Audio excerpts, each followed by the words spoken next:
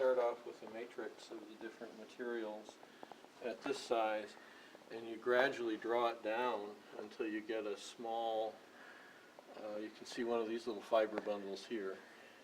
Starts out as that.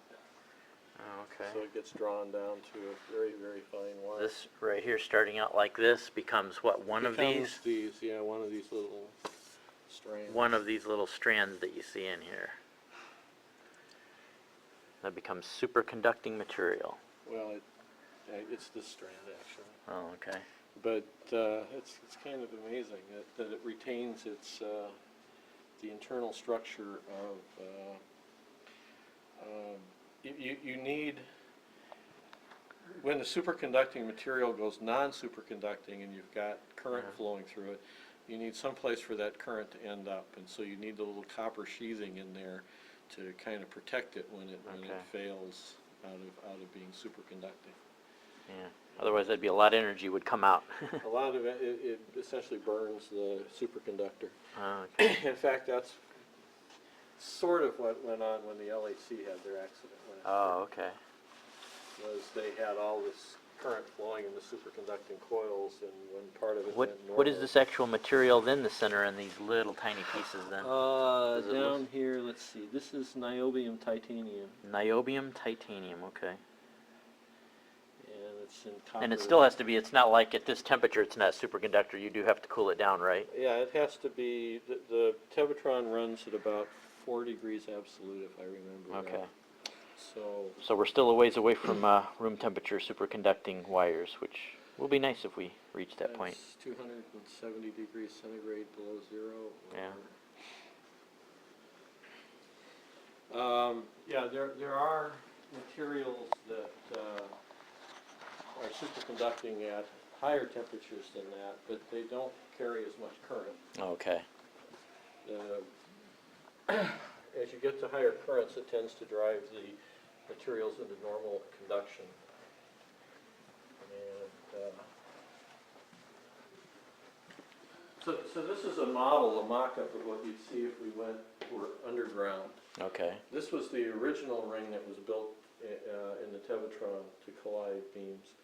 And later on they installed the superconducting ring, which was down below.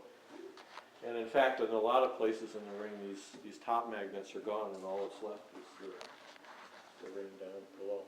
Okay. So yeah, if you got the new technology, why use the old technology anymore? Yeah. And so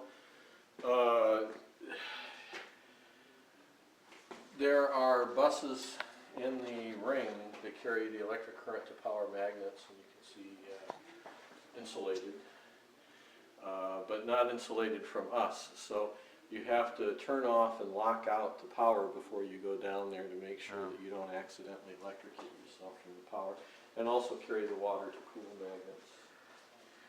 And so everywhere between the magnets, you're in this pipe that's evacuated to very high vacuum levels, because obviously anytime your circulating particle hits an air particle, it's gone. Yeah.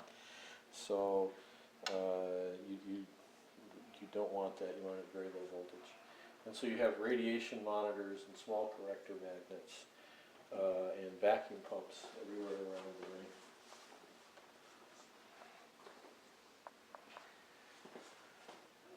And they tilted the mirrors to kind of give you the same slope. Oh yeah, so it looks like it's going on. See, it looks like now there's multiple me's, but it's like going on forever and ever, which would be similar to what you would actually see if you were down there. It's got the right curvature. Okay, so this is the curvature you would see, but if this was operating, we probably wouldn't be alive right now if we were down there. Or very soon. You wouldn't want to be there very long. Yeah.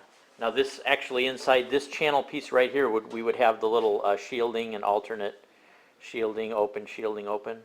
No, this part here is just for transport. Okay, so that would be just totally open. Yeah, this doesn't, we don't see a section here of the... That's just in the place where it kicks it to give it the speed, but right here it's just basically, there's just nothing inside here. But yeah, and particles are constantly wanting to diverge and get out near the edges of the beam pipe, and so you have different magnets to keep focusing it back in.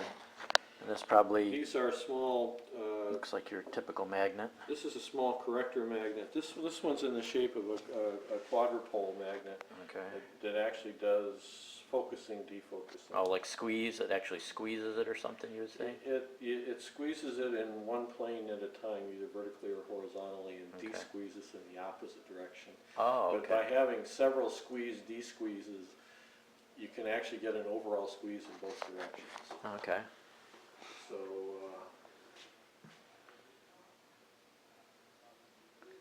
Well, that's cool.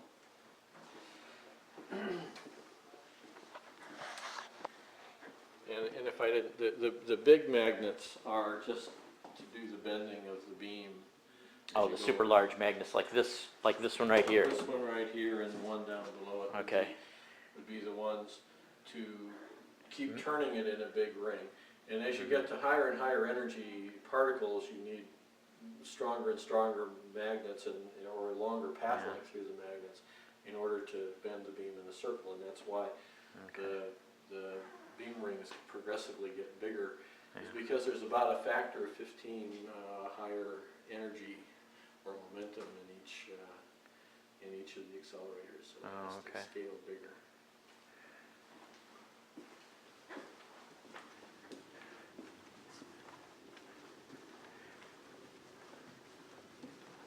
Not as easy as computers where you can get smaller, bigger, and faster real easy. It's not quite so easy to do in your line of work. Well, computing is reaching a limit where the cooling actually is getting to be Yeah,